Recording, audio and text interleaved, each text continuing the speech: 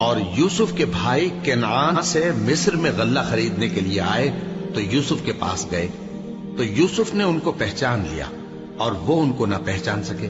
اور جب یوسف نے ان کے لیے ان کا سامان تیار کر دیا تو کہا کہ پھر آنا تو جو باپ کی طرف سے تمہارا ایک اور بھائی ہے اسے بھی میرے پاس لیتے آنا۔ کیا تم نہیں دیکھتے کہ میں ناب بھی پوری دیتا ہوں اور مہمانداری بھی خوب کرتا ہوں؟ اب اگر تم اسے میرے پاس نہ لاؤ گے تو نہ تمہیں میرے ہاں سے غلہ ملے گا اور نہ تم میرے پاس ہی آ سکو گے۔ انہوں نے کہا کہ ہم اس کے بارے میں اس کے والد کو پھسلائیں گے اور ہم یہ کام کر کے رہیں گے۔ اور یوسف نے اپنے خدام سے کہا کہ ان کا سرمایہ یعنی غلے کی قیمت ان کے سامان میں رکھ دو۔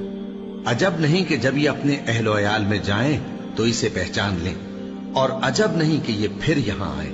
بس جب وہ اپنے والد کے پاس واپس گئے تو کہنے لگے کہ ابا، ہمارے لیے غلے کی بندش کر دی گئی ہے، تو ہمارے ساتھ ہمارے بھائی کو بھیج دیجئے تاکہ ہم پھر غلہ لائیں اور ہم اس کے نگہبان ہیں۔ یعقوب نے کہا کہ میں اس کے بارے میں تمہارا اعتبار نہیں کرتا، مگر ویسا ہی جیسا پہلے اس کے بھائی کے بارے میں کیا تھا، سو اللہ ہی بہتر نگہبان ہے اور وہ سب سے زیادہ رحم کرنے والا ہے۔ اور جب انہوں نے اپنا اسباب کھولا تو دیکھا کہ ان کا سرمایہ واپس کر دیا گیا ہے۔ کہنے لگے، ابا، ہمیں اور کیا چاہیے؟ دیکھیے یہ ہماری پونجی بھی ہمیں واپس کر دی گئی ہے اور ہم اپنے اہل و عیال کے لیے پھر غلہ لائیں گے اور اپنے بھائی کی نگہبانی کریں گے اور ایک بار شتر زیادہ لائیں گے کہ یہ غلہ جو ہم لائے ہیں تھوڑا ہے۔ یعقوب نے کہا کہ جب تک تم اللہ کا عہد نہ دو کہ اس کو میرے پاس صحیح و سالم لے آؤ گے، میں اسے ہرگز تمہارے ساتھ نہیں بھیجنے کا، مگر یہ کہ تم گھیر لیے جاؤ یعنی بے بس ہو جاؤ تو مجبوری ہے۔ پس جب انہوں نے والد کو اپنا قول دیا تو یعقوب نے کہا کہ جو قول و قرار ہم کر رہے ہیں اس کا اللہ ضامن ہے، اور فرمایا کہ اے میرے بیٹو، ایک ہی دروازے سے داخل نہ ہونا بلکہ جدا جدا دروازوں سے داخل ہونا، اور میں اللہ کی تقدیر کو تو تم سے روک نہیں سکتا۔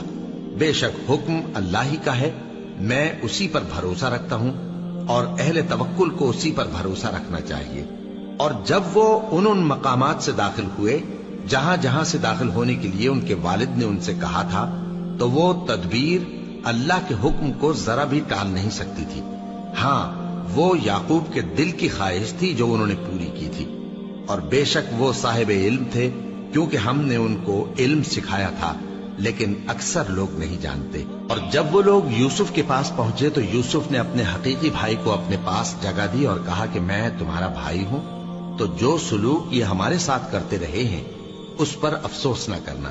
پھر جب ان کا اسباب تیار کر دیا تو اپنے بھائی کے تھیلے میں آپ خورا رکھ دیا۔ پھر جب وہ آبادی سے باہر نکل گئے تو ایک پکارنے والے نے آواز دی کہ قافلے والو، تم تو چور ہو۔ وہ ان کی طرف متوجہ ہو کر کہنے لگے کہ تمہاری کیا چیز کھوئی گئی ہے؟